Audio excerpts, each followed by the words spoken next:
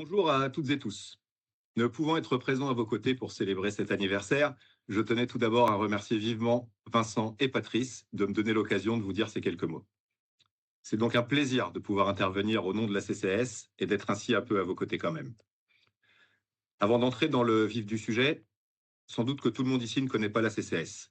Je vais donc peut-être commencer par me présenter. Je suis Anthony Juan, je suis agent EDF depuis 25 ans et depuis un an, j'ai l'honneur de présider le conseil d'administration de la CCAS, la Caisse centrale d'activité sociale des électriciens et gaziers, c'est-à-dire le CE d'EDF-GDF comme on l'appelle souvent à tort.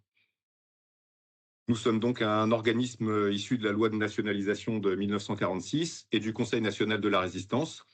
Et comme ULVF, nous fêtons aussi notre anniversaire puisque cette année, nos activités sociales de l'énergie souffleront leurs 80 bougies.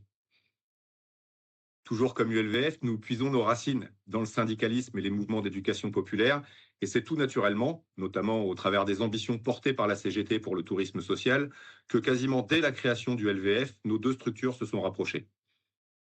J'oserais même nous qualifier de partenaires historiques, ce dont nous sommes très fiers.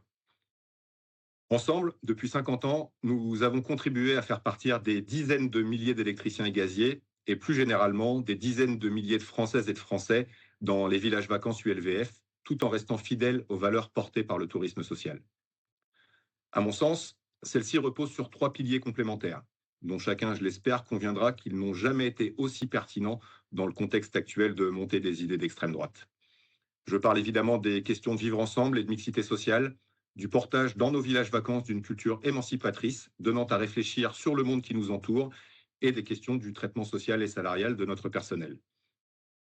Ce dernier point peut sembler plus anecdotique, mais pas pour moi. En tant que syndicaliste, il est pour moi inconcevable de revendiquer pour ces questions auprès de nos employeurs quand il s'agit d'EDF-GDF et d'accepter de travailler avec des opérateurs, des compagnies aériennes qui certes pratiquent des prix bas, mais pour la bonne et simple raison qu'ils ne payent pas leurs salariés. C'est une question d'équité et de justice sociale. Alors oui, et ce sera l'objet de vos réflexions cet après-midi, 50 ans plus tard, les choses ont changé, ont évolué, c'est vrai.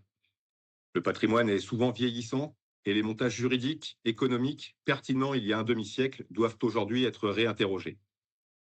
Les besoins et les attentes des vacanciers ont changé aussi et de nouveaux concurrents sont apparus. Tout cela vient percuter nos modèles historiques et nous invite nécessairement à re-questionner nos modes de fonctionnement et l'offre que nous proposons à nos bénéficiaires. Le premier point, c'est que personne dans notre environnement ne peut relever seul de tels défis. D'abord, soyons honnêtes, parce que les questions patrimoniales représentent des enjeux financiers considérables. Nous devons, je crois, arrêter de travailler un peu chacun dans notre coin et mettre en œuvre de véritables synergies.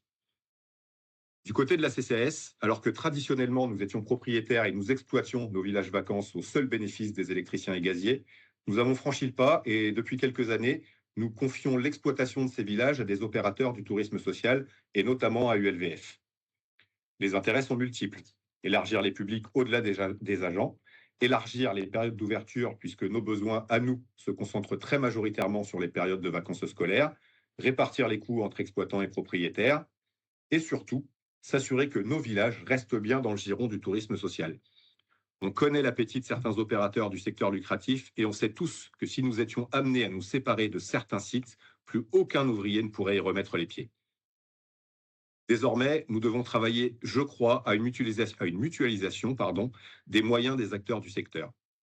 Des outils comme les SCI, les foncières, permettent cette mutualisation, mais aussi le recours aux aides à la pierre pour des organismes comme les CSE, qui sinon en sont privés.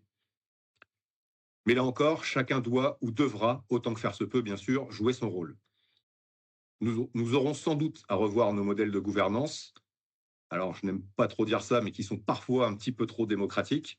Il n'est plus possible, par exemple, aujourd'hui, de devoir piloter des SCI où chaque décision doit être prise à l'unanimité, alors qu'au fil des années, les intérêts des copropriétaires ont divergé.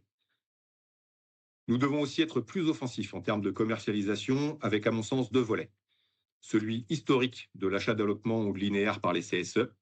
Sur ce point, un travail de conscientisation, ou plutôt de reconscientisation des dirigeants des comités d'entreprise me paraît nécessaire à entreprendre afin de les convaincre politiquement de flécher une partie plus importante de leurs ressources vers les opérateurs du tourisme social. Et puis celui de la commercialisation en direct auprès des clients particuliers, qui nécessite là d'adapter nos moyens de communication et nos outils informatiques pour répondre aux réalités d'aujourd'hui. Si on peut déplorer qu'aujourd'hui, la politique d'aide au départ de l'État ne repose quasiment exclusivement que sur les ressources dégagées par la NCV, et d'ailleurs bravo à eux pour le travail réalisé, des outils comme l'UNAT, l'ENCAV ou comme notre association Parcours existent déjà pour nous permettre de répondre à ces ambitions. À nous de les faire monter en puissance afin qu'ils deviennent ce pourquoi ils ont été pensés, c'est-à-dire des instruments pour matérialiser réellement le droit aux vacances pour toutes et tous. Pour clôturer cette petite capsule, je veux juste rappeler que, de manière générale, les années en 6 représentent beaucoup pour les syndicalistes et les militants politiques que nous sommes à la CCAS ou chez ULVF. On l'a dit, 50 ans pour ULVF, 80 ans pour la CCAS, mais par ordre chronologique, on peut commencer par citer le 90e anniversaire du Front populaire et de la généralisation des congés payés. C'est peut-être bête, mais pour faire vivre le droit aux vacances tel que nous le portons, il faut déjà avoir des vacances. Ça peut apparaître comme une évidence, mais avant la victoire du Front populaire aux élections législatives de 1936 et le vaste mouvement de grève qui les a suivis, seule la grande bourgeoisie s'offrait un temps de repos estival.